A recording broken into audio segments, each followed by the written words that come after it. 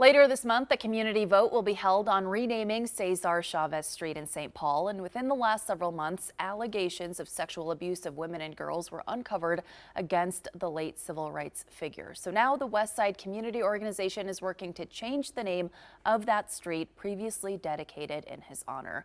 The nonprofit is holding several meetings to gain community input and insight, and Tuesday will be your final opportunity to participate online.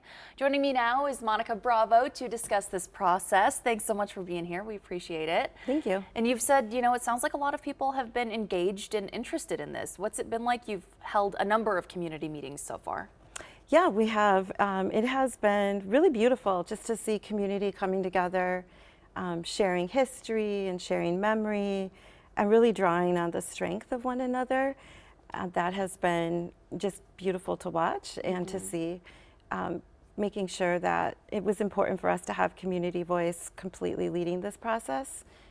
And we know that when they come together, there's power in that, and that shaping the future of the neighborhood is at the center of this. Yeah, and what have you heard from community members about why they think this is important?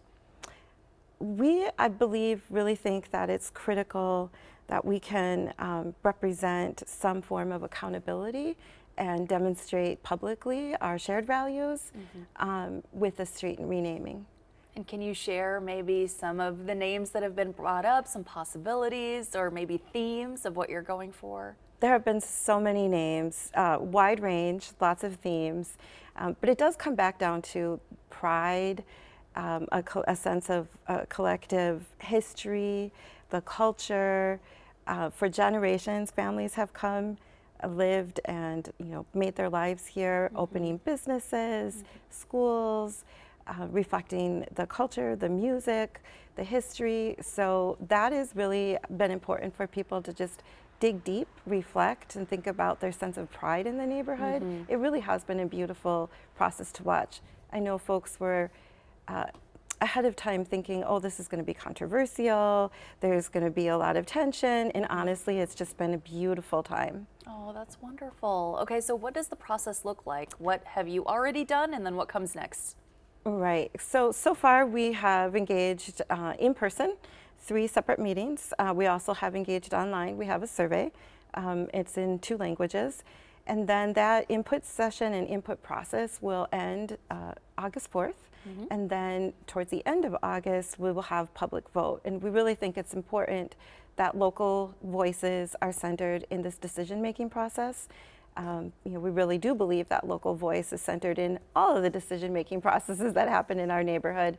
And this is a really great example of how that can happen. Yeah, and this is just one of the many things that you and your organization do and work on. So before we wrap up, just give us an overview of your mission and the work that you all do. Yeah, absolutely. So we are the District 3 Planning Council for the West Side neighborhood of St. Paul. We work on a number of issues. In particular, there are some things that are coming up, which is the street revitalization of both Cesar Chavez and Robert Street, which is a major thoroughfare, and we do aim to center community voice in that corridor as like the bus rapid transit line comes through and major infrastructure. But we do a number of things.